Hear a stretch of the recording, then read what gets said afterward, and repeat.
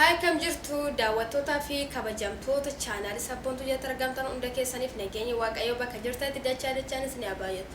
Maarree YouTube kana subscribe gochuu, like gochuu, comment kennuu, yaada qabdannaaf qooduu, akkasumas immoo family nu baay'isuudhaaf video kana share gochuudhaan namoota hedduu biraan kana geessan abdii sinirraa qaba.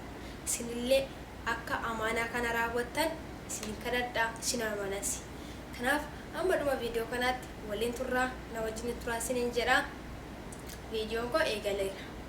Arra akka waan immoo challenge dhalli namaa jireenya isaa keessatti dabarsuu qabu. Waa'ee isaa irratti xiqqooshi dubbatuun dhufe. Kanaaf amma dhumaatti na jedhasa. Ati umurii kanaan immoo mucoon kun ati waanuma challenge waanuma jireenya akkamitti beekuu dandeessa? Atu akkasi atu xiqqoodha. Maaltu si barsiise jechuu dandeessu. Kan jechaa jiru sun baay'ee waan ta'eef. Tokkoffaarratti sinan galateeffadha. Torbee sadii keessatti YouTube ko subscribe kuma tokkoof 600 geessanitu guddaa galatoomaa waaqayyo hammallee dachaan isin haa eebbisu. Jaalala namaa akkasitti isiniif haa kennu. Jaalala naaf qabdan. Ni aamilee natti turtaniittu. Dhugaa dubbachuuf aamilee natti turtaniittu akkan jabaadhu. Akka sirriitti jabaadhu hojjedhu. Iddoo sirreessutti sirreessi. Dhugaa rabbi naan jechaa jirtu. Baay'ee isaanii karaa TikTokitiin dhufan gaafa YouTube ko kana ilaalan sabboontu waan akkasiiti. Viidiyoo akkasii sirreessi yookaan haqi kan jedhanii yaada naaf kennanis jira. Yaada keessanis immoo okay jedhee yaada keessanis fudhadhee viidiyoo sanirraa maaltu dogongora qaba. Viidiyoo sun maaludha kan jedhamus hubadhee viidiyoo san yoo hin dallatamate dallatee lafa godhaachuudha. Garuu wanta narraa jaallattanii wanta narraa jibbitan yoo akkasitti keessan na gorsitan yoo karaa koomentiitiin lafa naa keessan baay'een itti gammada. Baay'een isinti gammada. Dhugaa waaqayyo dhala namaati. Dhiira yoo taate dubartiirraa dhalatte obboleetti dubartii qabda. Akkasumas immoo boru dubartii faana jiraatta. Ilmoo dubartii horachuu dandeessa. Dubartootaati atoo dubarteedha. Ni beektaa jechuudha. Kanaaf gaafa namni tokko baay'ee social media irratti haasa'u dogongora isaa sana dubbanne yoo sirreessine malee gorsinee yoo deebisne malee akkas jennee ol arrabsine yookaan immoo jechoota hin taane ol baasne faayidaa hin qabu. Waaqayyo nurraa jaallatu. Kanaaf wanta waaqayyo nurraa jaallatu hojjennee goone yoo dabarre dhugaa rabbi hin eebbifama. Jireenya bara baraa eebbifamaa argannas. Kanaaf guddaa galatoomaa warra gorsaa jirtanis warra kan jajjabina akka nuradhu. Taasisaa jirtanis guddaa galatoomaa jecha isiniif hin qabu. Warreen koomentiitis bakka jecha bareedduu bakka yaada bareedaa naaf qoodaartu guddaa galatoomaa jecha isiniif hin qabu jedha. Arra viidiyoo waan xiqqoo challenge jireenya dhala namaa keessatti dabarfamu xiqqoo isinii barbaada. Sababni kana isiniif jedheeni viidiyoon isheen amma waraabaa jiru kun challenge qabdi beeki. Challenge qabdi viidiyoon amma waraabee post godhu kun.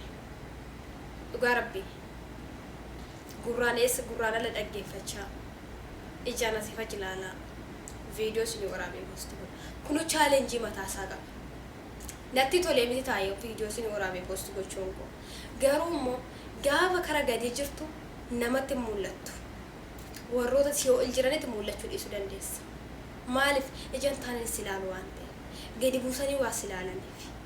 Garuu social media har'a YouTubein isheen irratti hojjetaa jiru kuni warreen har'a na beektanii warreen har'a yaadan na jajjabeessaa jirtan kuni boru iddoo guddaa miidiyaa guddaa yoo ta'e iddoo guddaatti na argitan natti gammaddu. Ni eebbistu. Isinan eebbisa. Garuu immoo anaaf ofitti amanamummaadhaan hojjedhe iddoo guddaa akka qabu iddoo guddaa akka ga'ee mul'atu chaanaaliin koos akka guddatu anillee akkan guddadhu ofitti amaneen viidiyoo tana waraabee post godha. Garuu challenge waan ani dabarsee post godhe iddoo kana ga'uuni namatti mul'atu.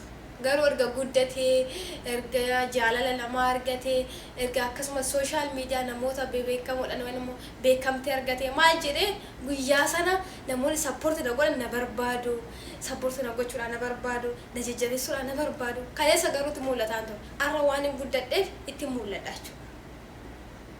Beektu kana kanaaf jireenya hamma keessa jirtanitti xiqqaa saata maal saata challenge har'a dabarsaa jirtan kanatti namatti mul'atanii beeki waaqayyotu mul'ataa jirtu waaqayyo sin argaa jira garuu gaafa waaqayyo seenaa kee sana garagalchee si jijjiire eenyu birattu Dr. Abiy birattu fudhatama qabda Dr. Abiy birattu jaalatama qabda iddoo inni taasisan teessee ol naasa'uu dandeessaachuu beeki kan guyyaa sana namoonni sappoortiin si godhan namoonni bakka karaa birriitiin isaa ta'u karaa yaadaniitiin isaa ta'u karaa bakka addaatiin sappoortii gochuudhaan si barbaada odootiin barbaadin dhufee si barbaada kanaaf challenge narra viidiyoo tana as taa'ee oraabutuuni anaa boru fakkeenya naa taati boru fakkeenya guddaa naa taati jireenya keessan keessatti wantoota dabarsan kamiyyuu seenaadhaaf hojjedhaa lafa godhaa kennaawwan qabdan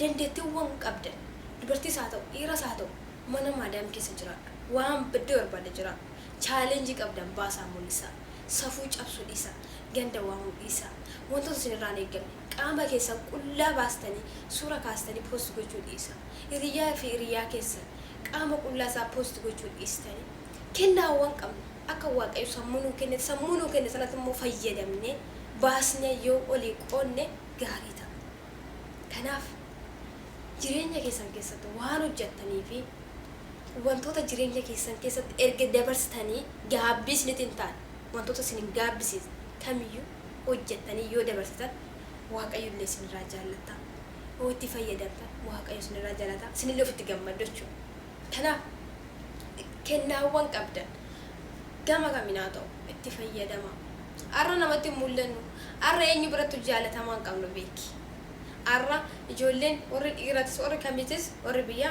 tokko intala dubara intala arabii biyya harabaa jirtu sin jechuu danda'a ijoollee biyya harabaa sin jedhetu tuffachuu danda'a arra eenyumattuu mul'atu yeroo birrii koo barbaadan qofatti mul'achuu danda'a no akkasumatti kan of kabachisiisus nudha dhugaa waaqayyo kan of xiqqeessisiisuu danda'us numa beeki kana jaalatu jibbitus of kabachisiisi dhiira tokko of jaalachiisu hojjettee wantoota hin taaneen hojjete dhugaa waaqa arra of jaalachiistee boruu kan ofitti fideessumadha